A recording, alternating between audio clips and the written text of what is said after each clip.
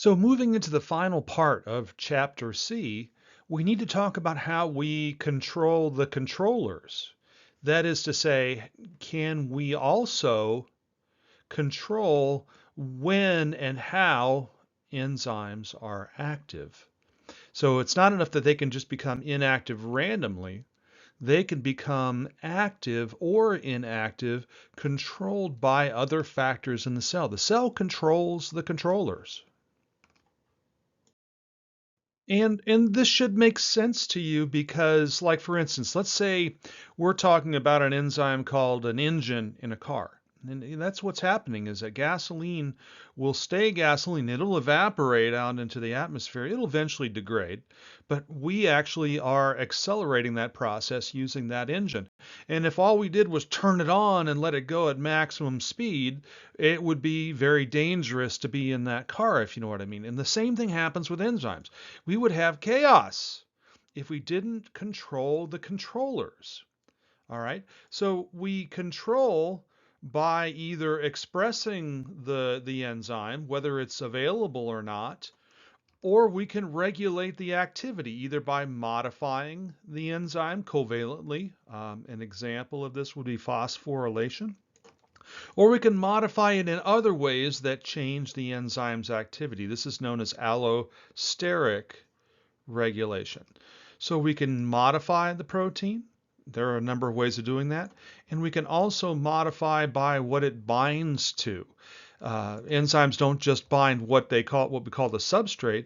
They may have other things bound to them that affect their activity. So a cell does all of this control through just a relatively small set of basic mechanisms. Whether we have the enzyme or not, whether that enzyme is modified chemically, or if there is I don't want to say non-chemical, but a non-covalent way of modifying. Let's talk about this a little bit more. So enzymes have an active site. That is to say, there is something that the enzyme is dealing with. In that active site, we have what's called a substrate. Usually it's something that's being reacted by the enzyme in some way or affected by the enzyme in some way. When we say allosteric, it's non-covalent. We are not covalently modifying. We're not chopping pieces off. We're not phosphorylating. What we are doing is when we have some other molecule that binds, that then changes the shape so that the enzyme is less able or unable in some cases to bind. So we have an active enzyme here. This is an allosteric activator. So when this thing binds, it makes the enzyme more active. But we also have what are called allosteric inhibitors, things that change the shape of the active site in such a way that activity drops. So we have allosteric activators that ramp enzyme activity up, sometimes called those cofactors. Okay. And we have inhibitors. And if you think about most of the drugs that we use for therapy, most drugs, what they're doing is they're inhibiting an enzyme one way or another through using allosteric inhibition. And we can get a little, I want to be careful here. When we show this enzyme here, all you see is one blob, right? Well, that's not the whole truth. All right.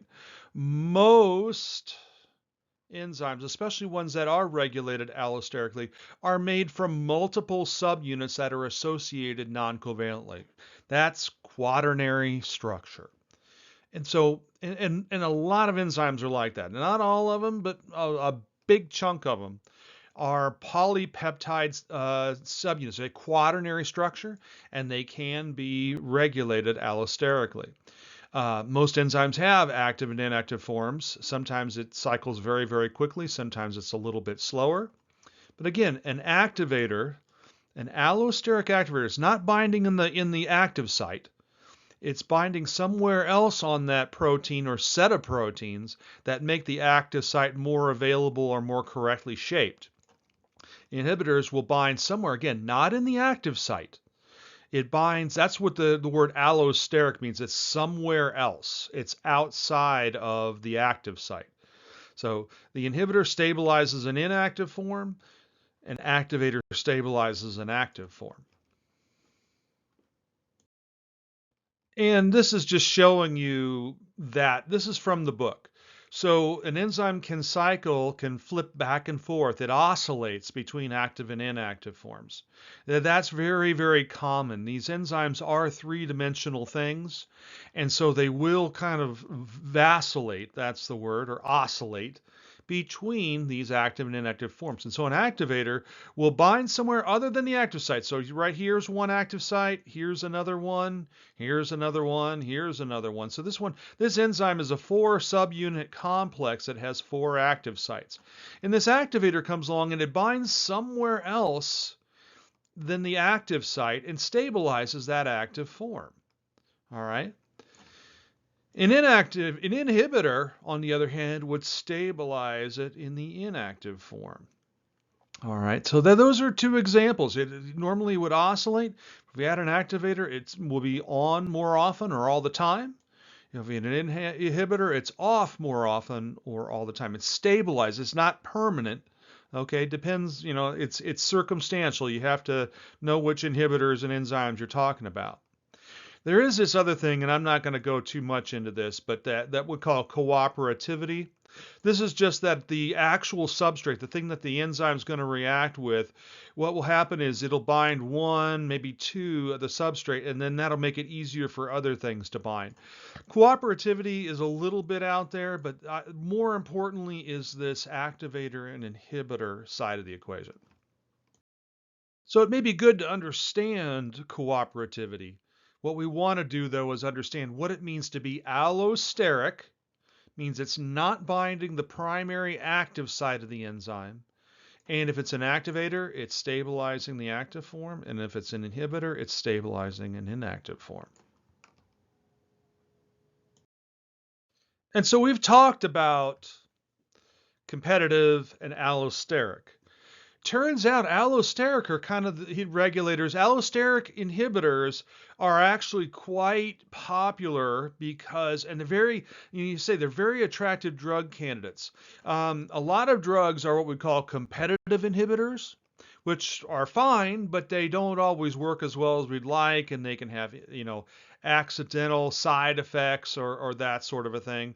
And so if we can find allosteric ones, we can have a much stronger potential for therapy, blocking things that we don't want to happen in cells and tissues. And so this is just an example from the book. It's just showing you a caspase, which is involved in cell death, possibly a little bit of inflammation as well. Caspase 1, there are several caspases in the caspase family. Here's our active site, and we have an allosteric binding site that's been identified. Okay, so we know we have an inactive form. If we can, we have the shapes, we can crystallize these things in an active state or an inactive state and kind of look at it and try to figure out what would fit in there to keep it in that state. Okay. And so if we can somehow block caspases, we can block inappropriate cell destruction. Okay. Maybe we can block apoptosis. All right, so we have this inhibitor here that locks the enzyme in the inactive form. Here's a substrate that can activate this caspase. Again, looking at 2 different sides of the same experiment. And here's the crystal structure. Here's the active form. Here's the inhibited form with the inhibitor in there, and it's resembling the inactive form. If you look at you can see how the shape of the protein looks almost identical to its known inactive form. So that inhibitor sticking in that slot, almost like, so it looks like a competitive inhibitor a little bit. It's kind of close to that spot. All right. But it's not in the same exact spot as the substrate, and so we can stabilize it in this inactive form. Another common, so that we're just showing you, so we can use substrates, or not substrates, we can use subunits or we can use modulators in the cells. The cells create modulators, and the cells can also dictate whether or not the protein exists by either creating it or destroying it. There's yet another little mechanism. This is a corollary this is an offshoot of allosteric inhibition. This is called feedback inhibition. So if we have a pathway, A being turned into B by this enzyme and B being turned into C, and then we move down and then we keep going D, E, F, and then the final product here is G.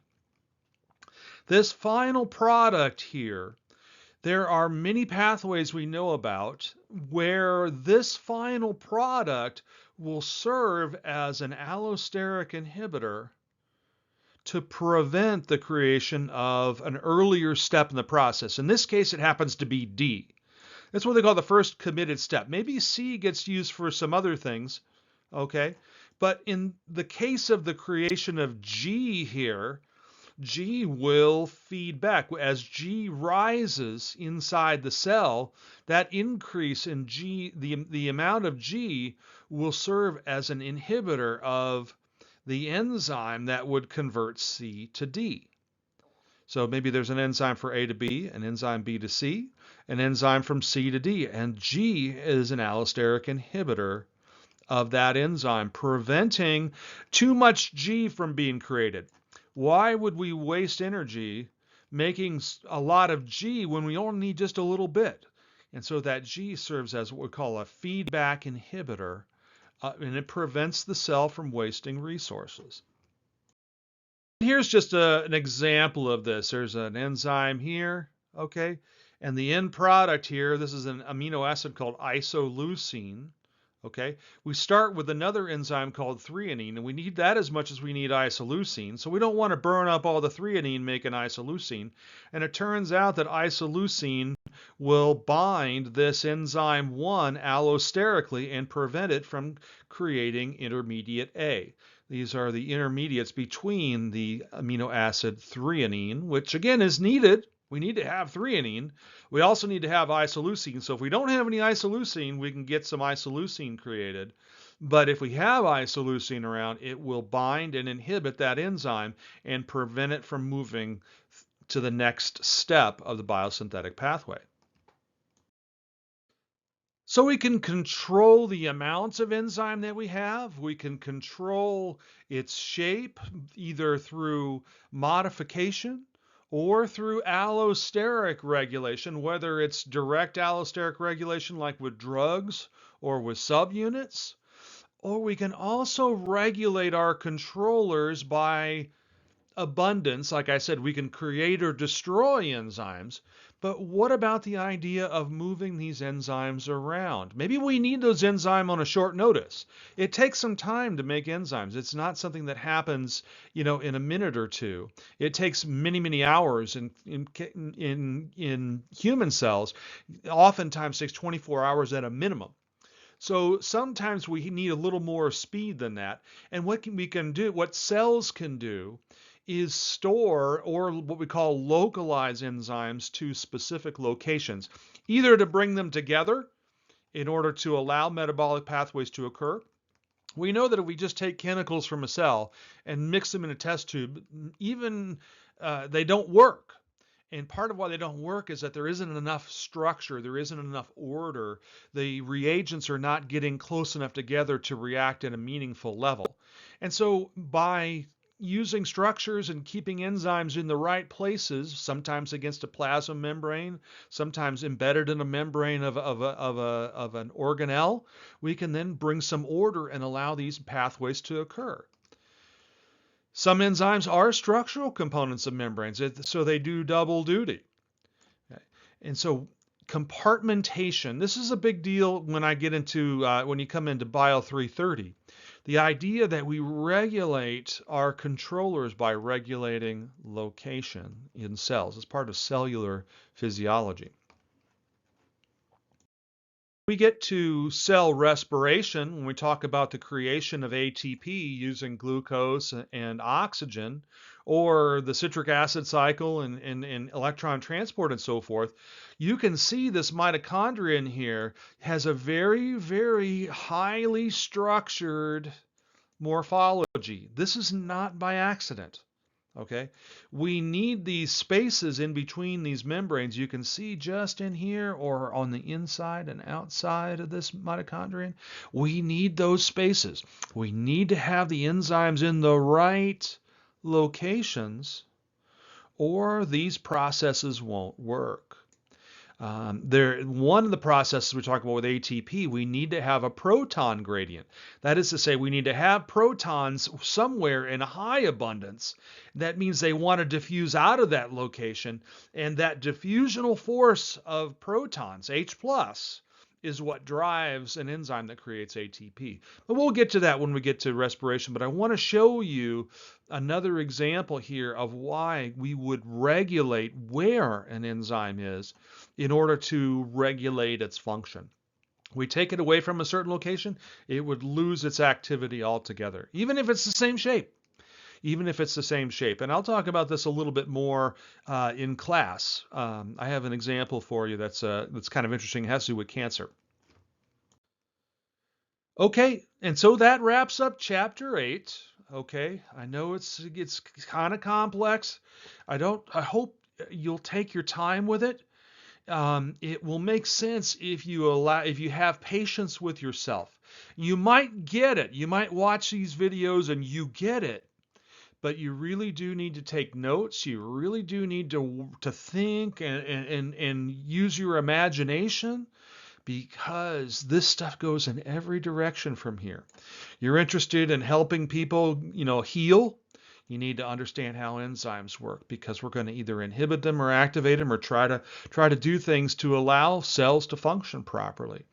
Think about pH. We need to think about temperature and so forth. There's a lot here. It's a busy chapter, but keep at it. Ask questions, and I will be glad to help you. So thank you for your time, and I will see you soon.